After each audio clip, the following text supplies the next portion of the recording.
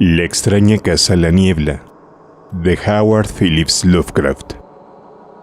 De mañana, la niebla asciende del mar por los acantilados de más allá de Kingsport. Sube blanca y algodonosa al encuentro de sus hermanas las nubes, henchidas de sueños de húmedos pastos y cavernas de leviatanes. Y más tarde, en sosegadas lluvias estivales que mojan los empinados tejados de los poetas, las nubes esparcen esos sueños a fin de que los hombres no vivan sin el rumor de los viejos y extraños secretos y maravillas que los planetas cuentan a los planetas durante la noche. Cuando los relatos acuden en tropel a las grutas de los tritones y las caracolas de las ciudades invadidas por las algas emiten aires insensatos aprendidos de los dioses anteriores, entonces las grandes brumas ansiosas se espesan en el cielo cargado de saber. Y los ojos que miran el océano desde lo alto de las rocas tan solo ven una mística blancura, como si el borde del acantilado fuese el límite de toda la tierra, y las campanas solemnes de las boyas tañasen libremente en el éter irreal. Ahora bien, al norte del arcaico Kingsport, los riscos se elevan con arrogancia, altos y curiosos, terraza sobre terraza, hasta que el más septentrional de todos se recorta en el cielo como una nube gris y helada por el viento.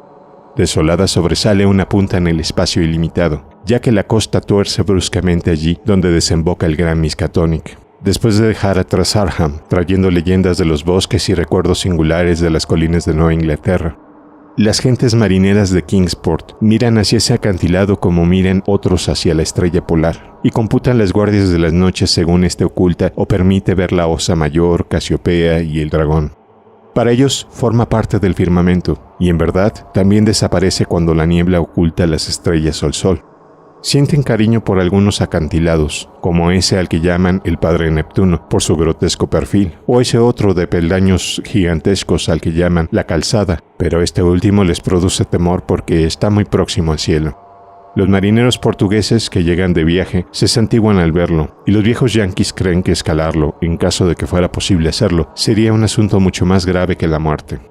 Sin embargo, hay una casa antigua en ese acantilado, y por la noche se ven luces en sus ventanas de cristales pequeños. Esa antigua casa está allí desde siempre, y dicen las gentes que habita uno que habla con las brumas matinales que suben del mar, y que quizás se ven cosas singulares en el océano cuando el borde del acantilado se convierte en el confín de la tierra y las boyas solemnes tañen libremente en el blanco éter de lo irreal. Eso dicen que han oído contar, pero jamás han visto ese despeñadero prohibido, ni les gusta dirigir hacia allí sus catalejos. Los veraneantes la han examinado con sus gemelos descarados, pero no han visto otra cosa que el tejado, primordial, puntiagudo, de ripia, con aleros que llegan casi hasta los grises cimientos, y la luz amarillenta de sus pequeñas ventanas cuando asoma por debajo de esos aleros al oscurecer. Estos visitantes veraniegos no creen que el habitante de la antigua casa esté en ella desde hace siglos, pero no pueden probar semejante herejía a ningún auténtico vecino de Kingsport. Hasta el anciano terrible que habla con péndulos de plomo, encerrados en botellas, compra comida con viejo oro español y guarda ídolos de piedra en el patio de su casa antediluviana de Water Street. No puede sino decir que ya vivía allí cuando su abuelo era niño, lo que debió ocurrir hace un montón de años, cuando Belcher o Shirley o Pownall o Bernard era gobernador de la provincia de Massachusetts Bay al servicio de su majestad. Luego en verano llegó a Kingsport un filósofo. Se llamaba Thomas Olney y enseñaba cosas tediosas en una facultad cercana a Narragansett. Llegó con una esposa robusta y unos hijos rotosones, y sus ojos estaban cansados de ver las mismas cosas durante muchos años y de pensar los mismos disciplinados pensamientos. Miró las brumas desde la diadema del Padre Neptuno y trató de adentrarse en el mundo blanco y misterioso de los titánicos escalones de la calzada. Mañana tras mañana subía a tumbarse en los acantilados y contemplar, desde el borde del mundo, el éter misterioso que se extendía más allá, escuchando las campanas espectrales y los gritos insensatos de lo que quizá fueran gaviotas. Luego, cuando levantaba la niebla y el mar recobraba su aire prosaico con el humo de los barcos, suspiraba y bajaba al pueblo, donde le encantaba recorrer los estrechos y antiguos callejones que subían y bajaban por la colina, y estudiar los ruinosos hastiales y los portales de extraños pilares que habían cobijado a tantas generaciones de robustos marineros. Incluso habló con el viejo terrible, a quien desagradaban los forasteros, y éste le invitó a su casa arcaica y temible, cuyos techos bajos y carcomidos enmaderados escuchaban los ecos de inquietantes soliloquios en la oscuridad de las primeras horas de la madrugada. Naturalmente fue inevitable que Olney reparase en la casa solitaria y gris del cielo, situada en lo alto de aquel siniestro despeñadero, formando un todo común con las brumas y el firmamento. Siempre se alzó sobre Kingsport y siempre corrió rumor de su misterio por los callejones tortuosos de Kingsport.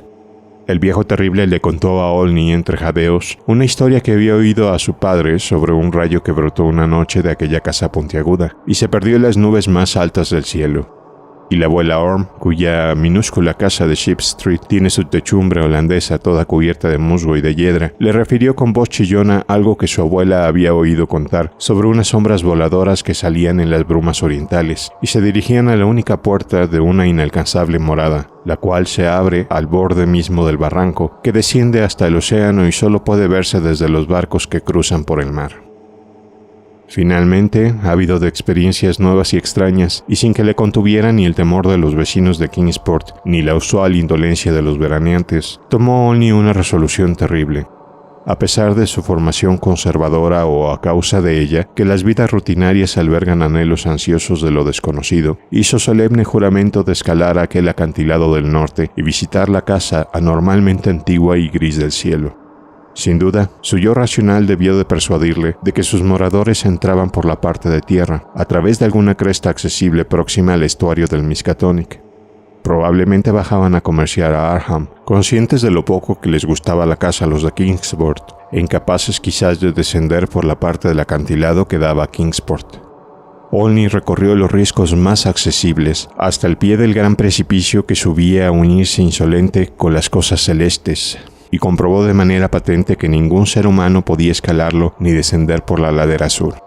Al este y al norte se elevaba perpendicularmente también, desde el agua hasta una altura de miles de pies, una forma que solo quedaba la vertiente norte, la cual miraba hacia tierra y hacia Arnhem.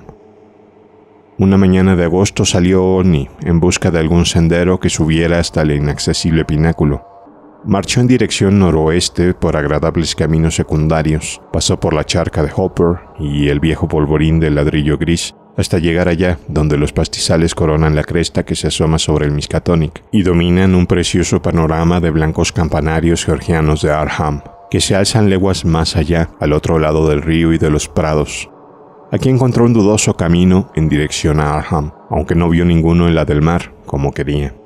Los bosques y los prados se apretujaban en la ribera alta de la desembocadura del río, donde no se veía signo alguno de presencia humana, ni siquiera una tapia de piedra, ni una vaca extraviada, sino solo hierba alta, árboles gigantescos y marañas de zarzas que quizá vieron los primeros indios. A medida que subía lentamente por el este, cada vez más alto por encima del estuario que quedaba a la izquierda y cada vez más cerca del mar, el camino se iba haciendo más difícil, hasta que se preguntó cómo se las arreglaban los moradores de aquel desagradable lugar para llegar al mundo exterior y si bajarían a menudo al mercado de Arnhem.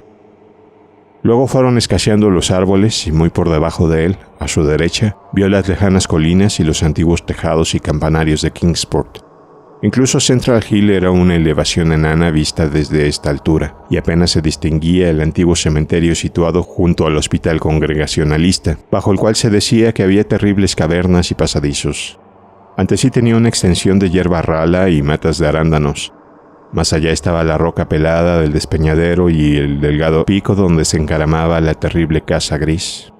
La cresta se estrechó ahora y Olney sintió vértigo en la soledad del cielo, con el espantoso precipicio al sur por encima de Kingsport y la caída vertical de casi 1 milla hasta la desembocadura del río al norte. De repente descubrió ante sí una zanja de unos 10 pies de profundidad, de forma que tuvo que colgarse de las manos en su interior, dejarse caer por su suelo inclinado y después arrastrarse peligrosamente, pendiente arriba, hacia un desfiladero natural que había en la pared opuesta. Este era, pues, el camino que los habitantes de la inusitada casa recorrían entre la tierra y el cielo. Cuando salió de la zanja se estaba formando una bruma matinal, pero vio claramente la casa impía y orgullosa allá adelante. Sus paredes eran grises como la roca, y su elevado pico se alzaba usadamente contra la blancura lechosa de los vapores marinos. Y descubrió que no había puerta en la fachada que miraba hacia tierra, sino solo un par de ventanucos sucios y enrejados de cristales redondos, según la moda del siglo XVIII. A todo su alrededor no había más que nubes y caos, y no se distinguía nada por debajo de la blancura del espacio ilimitado. Estaba solo en el cielo con esta casa extraña e inquietante, y a rodearla precavidamente en dirección hacia la parte delantera y ver que no se podía llegar a su única puerta, salvo por el éter vacío, sintió un claro terror que la altura no acababa de explicar enteramente. Y era muy extraño que todavía existieran tablas carcomidas que formaban la techumbre y que los deshechos ladrillos formaran aún la chimenea. Cuando espesó la niebla, Olney reptó de una ventana a otra por las fachadas norte, oeste y sur, tratando de abrirlas, pero todas estaban cerradas. Se sintió vagamente aliviado al comprobarlo porque, cuanto más miraba la casa, menos deseos tenía de entrar. Entonces un ruido le hizo detenerse. Oyó un chirrido de cerradura, el ruido de un cerrojo al descorrerse y un gemido largo, como si abrieran lentamente una pesada puerta. Sonó en la parte que daba al océano, la que él no podía ver, donde la estrecha puerta se abría al vacío, en el viento brumoso, a miles de pies por encima de las olas. A continuación sonaron unas pisadas graves, pausadas, por el interior de la casa, y Olney oyó que abrían las ventanas. Primero las que daban al norte, que era el lado opuesto a donde estaba él ahora, después las del oeste, al otro lado de la esquina. A continuación, abrían las del sur, bajo los grandes aleros del lado donde él se encontraba.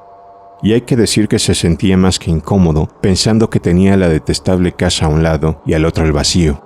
Cuando le llegó el ruido de las ventanas más próximas, se deslizó otra vez hacia la fachada poniente, aplastándose contra el muro junto a las que ahora estaban abiertas. Era evidente que el propietario había llegado a casa, pero no había llegado por tierra, ni en globo, ni en ninguna aeronave imaginable. Volvieron a sonar pasos, y Olney se escurrió a la cara norte. Pero antes de haber conseguido ocultarse, una voz le llamó suavemente y comprendió que debía enfrentarse con su anfitrión. Asomado a la ventana oeste, vio un rostro con una gran barba negra y ojos fosforescentes que reflejaban la huella de visiones inauditas. Pero su voz era afable y tenía una calidad singularmente antigua. De forma que Olney no sintió temor alguno cuando una mano morena le ayudó a subir al alféizar y a saltar al interior de la baja habitación revestida de oscuro roble y con mobiliario estilo Tudor. El hombre vestía ropas antiguas y le envolvía un halo indefinible de sabiduría marinera y ensueños sobre altos galeones. Olney no recuerda mucho de los prodigios que le contó, ni siquiera quién era, pero dice que era extraño y afable y poseía la magia de insondables vacíos de tiempo y de espacio. La pequeña habitación parecía verde, a causa de la luz acuosa que la iluminaba, y Olney vio que las ventanas distantes que daban al este no estaban abiertas, sino cerradas al brumoso éter con cristales gruesos como fondos de viejas botellas.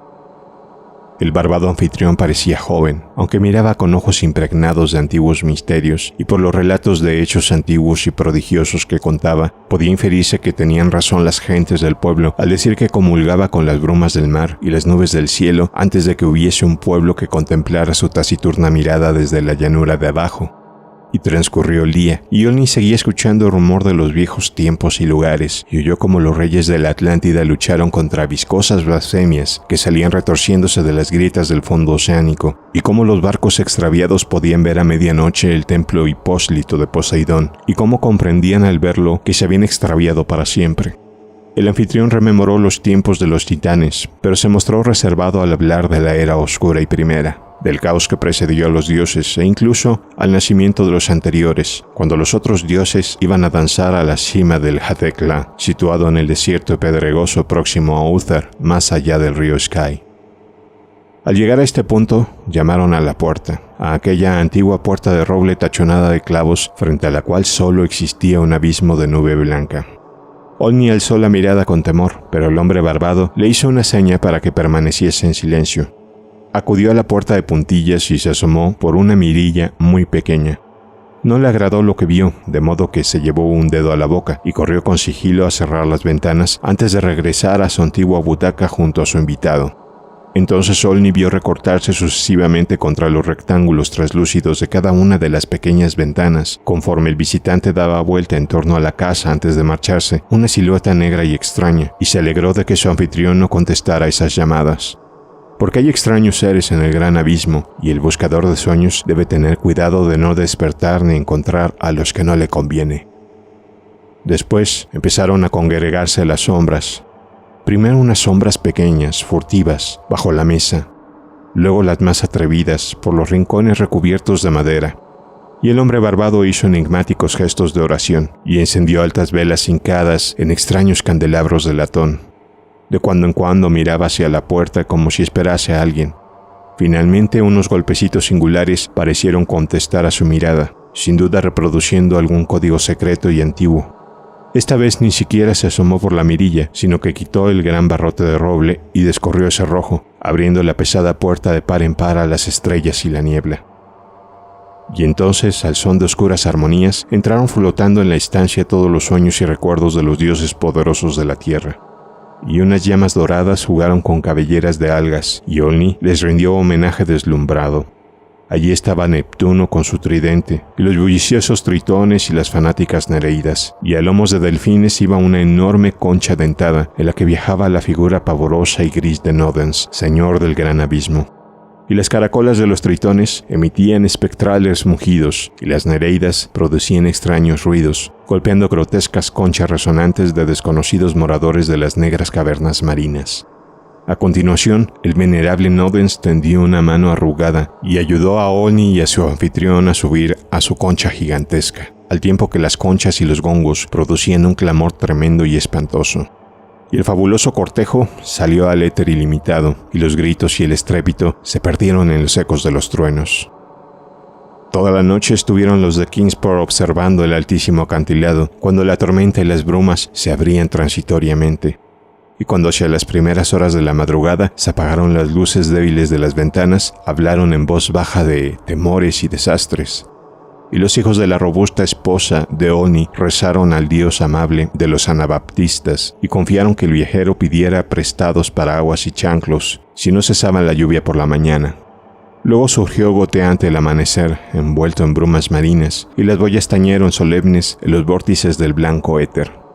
Y a mediodía, los cuerpos mágicos de unos duendes sonaron por encima del océano mientras Olni descendía de los acantilados al antiguo Kingsport, seco, con los pies ligeros y una expresión lejana en los ojos. No pudo recordar que había soñado en la casa del anónimo ermitaño, encaramada en el cielo, ni explicar cómo había bajado por aquel despeñadero que no habían podido recorrer otros pies, ni fue capaz de hablar con nadie de estas cosas excepto con el anciano terrible, quien después murmuró extrañas cosas para su larga y blanca barba, y juró que el hombre que había descendido de aquel despeñadero no era el mismo que había subido, y que en algún lugar, bajo aquel tejado gris y puntiagudo, o en medio de aquella siniestra niebla blanca, se había quedado extraviado el espíritu que fuera Thomas Olney. Y desde aquel momento, a lo largo de lentos y oscuros años de monotonía y hastío, el filósofo trabaja y come y duerme y cumple sin queja sus deberes de ciudadano. Ya no añora la magia de las lejanas colinas, ni suspira por secretos que asoman como verdes arrecifes en un mar insondable. Ya no le produce tristeza la monotonía de sus días, y sus disciplinados pensamientos resultan suficientes para su imaginación. Su buena esposa es más fuerte cada vez, y sus hijos se hacen mayores y más prosaicos y prácticos. Pero él no deja de sonreír con orgullo cuando el momento lo requiere. En su mirada no hay un solo destello de inquietud, y si alguna vez presta atención, tratando de escuchar solemnes campanas o lejanos cuernos de duendes, es solo de noche, cuando vagan libremente los sueños antiguos. Jamás ha vuelto a visitar Kingsport, porque a su familia le desagradan las casas viejas y raras, y dice que tiene un pésimo alcantarillado. Ahora tienen un precioso chalet en las tierras altas de Bristol, donde no hay elevados riscos y los vecinos son corteses y modernos. Pero en Kingsport corren extraños rumores, y hasta el viejo terrible admite algo que el abuelo no contó.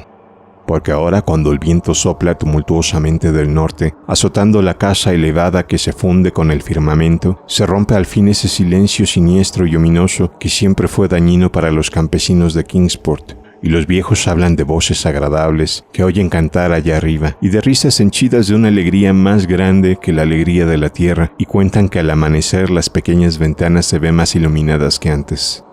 Dicen también que la fiera aurora llega más a menudo al lugar, vistiendo al norte de brillante azul, con visiones de lados mundos, mientras el despeñadero y la casa se recortan negros y fantásticos contra singulares centelleos, y que las brumas del amanecer son más espesas, y que los marineros no están tan seguros de que todos los tañidos que suenan amortiguados en el mar se deban a las boyas solemnes. Lo peor, sin embargo, es que se han secado los viejos temores en los corazones de los jóvenes de Kingsport. Más inclinados cada vez a escuchar por la noche los rumores distantes que les trae el viento del norte, juran que ningún daño ni dolor puede habitar en esa casa elevada, ya que las nuevas voces llevan alegría y, con ella, un tintineo de risas y música. No saben qué relatos pueden traer las brumas marinas a ese pináculo encantado del norte, pero ansían conocer a alguno de los prodigios que llaman a la puerta que da al vacío, cuando las luces aumentan de espesor.